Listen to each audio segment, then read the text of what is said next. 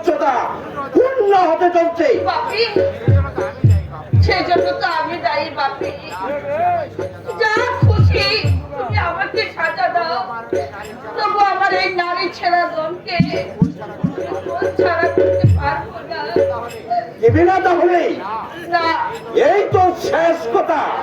হ্যাঁ বাপি। তাহলে আমারও শেষ কথাটাকে শুনে না।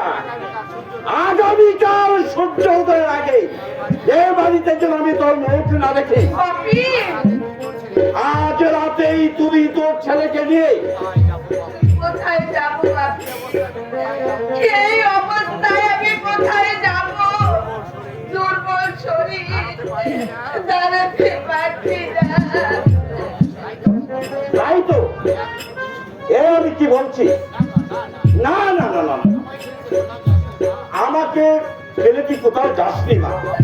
বাপি, দুর্বল শরীর নিয়ে তুই আর ঘোরাফেরা করিসনি, তুই শুয়ে পড়বি। আমি একটু বেরোচ্ছি, ফিরতে একটু দেরি হবে। কোথায় যাবে বাপি? এমন ভোর সন্ধ্যায় কোনদিন তো বাপি বাড়ির বাইরে।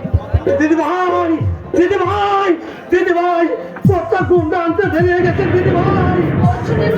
হ্যাঁ দিদি ভাই, হ্যাঁ আমি সব জানি।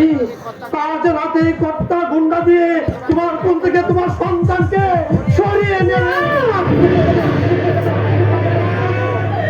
আমি এখন কি করবো নীলুদা?